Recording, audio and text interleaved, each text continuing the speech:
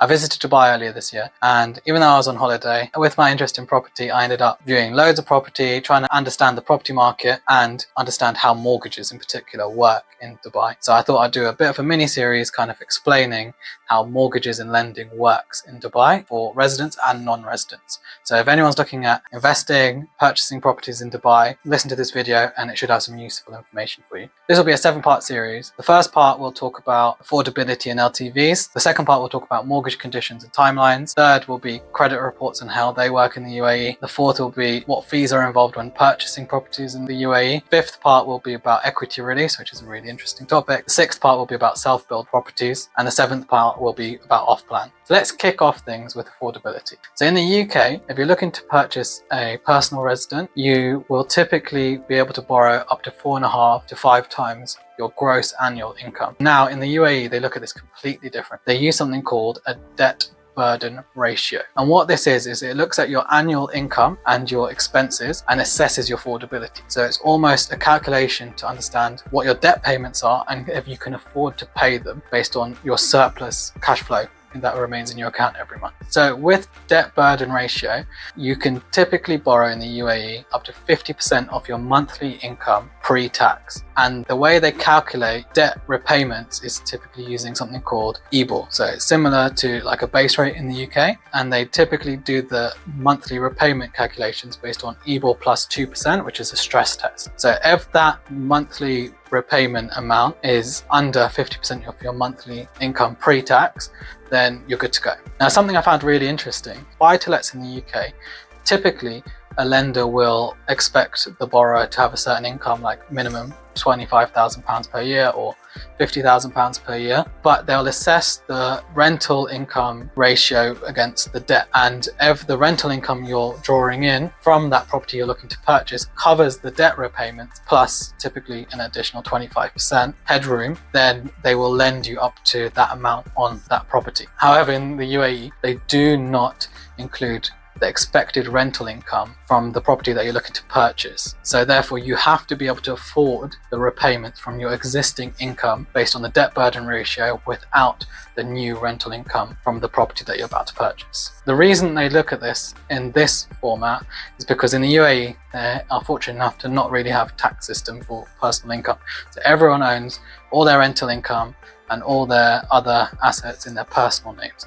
So in the UAE, there's not really a division between your personal assets and investments that you own, for example, in a limited company. So it's a much simpler calculation, but it's a much more risk-adverse calculation as well. Next, let's look at LTVs. So in the UAE, they will typically lend residents who have a residential status in the UAE up to 84% on properties valued 5 million AED or less. For properties over that value, they'll lend up to 73% typically to residents. Also for residents, if they're purchasing the second property, whether as a second home or an investment, the max LTV will be 60%. However, for non-residents, you can still get lending in the UAE for up to 60%. So whether it's for a personal home or for buy-to-let investment, they will lend you up to 60% of the purchase price of the property. When lending in the UAE, you can do so as a salaried employee or as a self-employed / business owner. Where if you're salaried, they will look at your gross income per year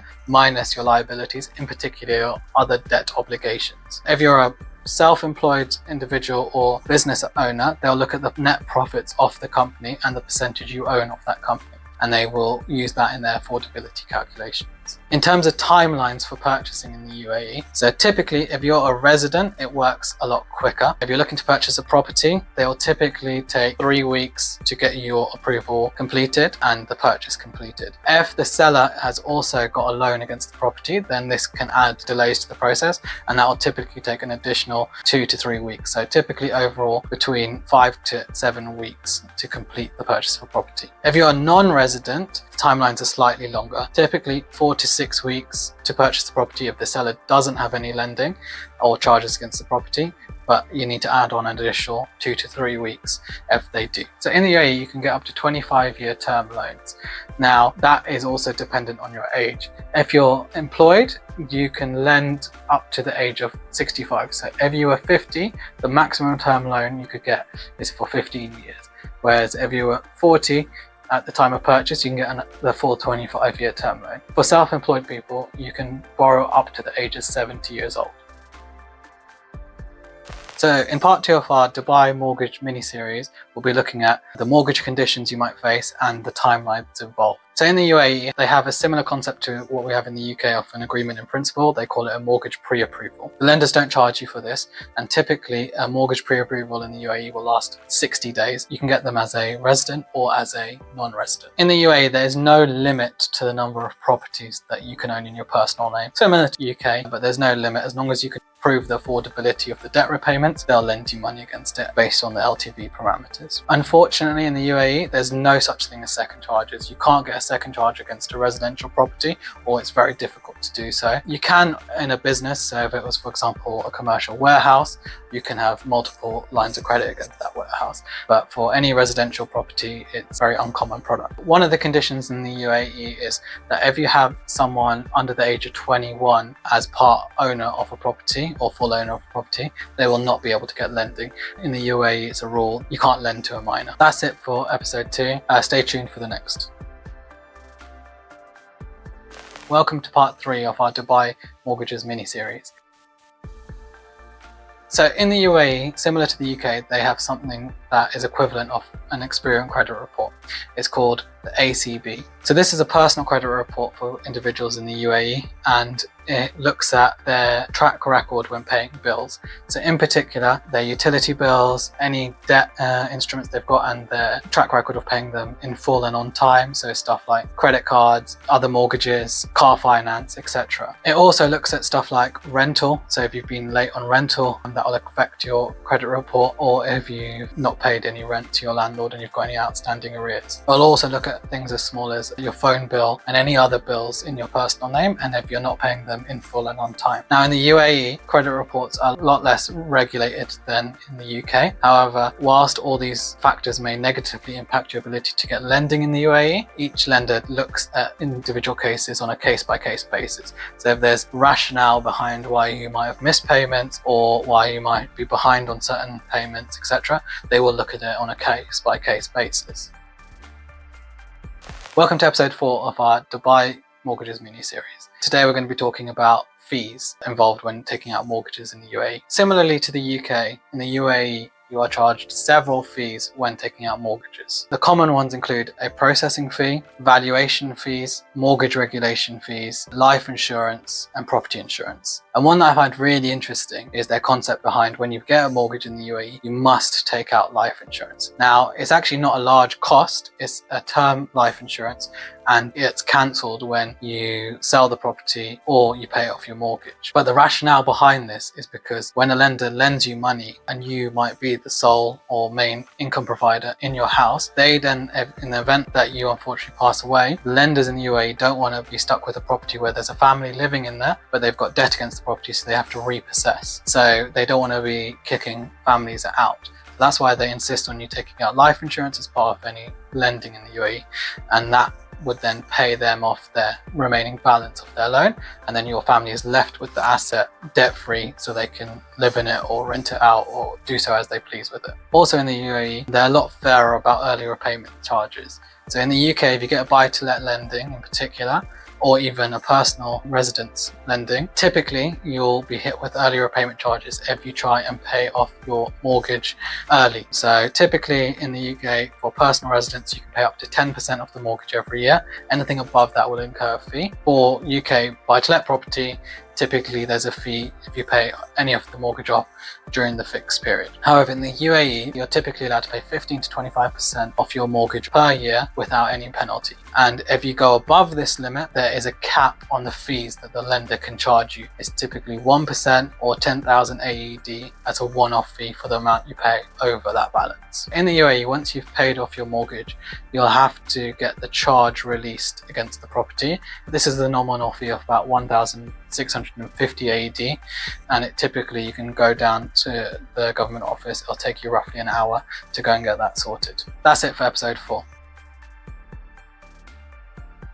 Welcome to episode 5 of our Dubai Mortgages mini-series. So in this episode we want to talk about equity release, a very exciting topic. So in the UK, common strategy is the BRRR, or basically buying buy-to-let properties, adding value to them, or waiting some time, and then eventually as the price or value of the property goes up, you release more equity, use that equity to then expand your portfolio further. I'd heard a lot of rumours that in the UAE, equity release was not a possibility. However, when I ended up speaking to a lot of mortgage brokers and lenders in the UAE, this is definitely a possibility, not only for residents, but also for non-residents to the UAE. So let's break down the numbers. So in an earlier episode, we looked at the LTV limits within the UAE. Just to quickly recap, as a resident, you can lend up to 84% on a property up to the value of 5 million dirhams, or up to 73% on a property is valued over that as a resident for your first property. On your second property or any subsequent properties, you can lend a maximum of 60%. For non-residents, you can borrow up to 60% LTV. Now, no banks will lend above those limits in UAE at the moment. The good news is equity release can be done as long as you can approve affordability all the way up to those LTV levels. So you can actually release up to 60% off any buy-to-let properties in the UAE as a resident or non-resident. And this is also possible if you've bought your property in cash or you've paid off your mortgage in full. You can get equity release and another mortgage against that property up to those LTV limits. This will enable buy-to-let to purchase properties, see the property value increase, release equity, and build their portfolio further. Welcome to episode 6 of our Dubai Mortgages mini-series. Today we'll be talking about self-build properties. So in the UK, it's not common, but there is the possibility to buy plots of land and get financing to be able to construct or to be able to build your own home. Now in the UAE, there's a lot more land currently available and planning permissions are slightly less strict compared to the UK. So when I was over in Dubai, went to see a number of these sites and I was very inquisitive about how the mortgages would work on such sites. So unfortunately, if you are non-resident, you cannot get self-build mortgages.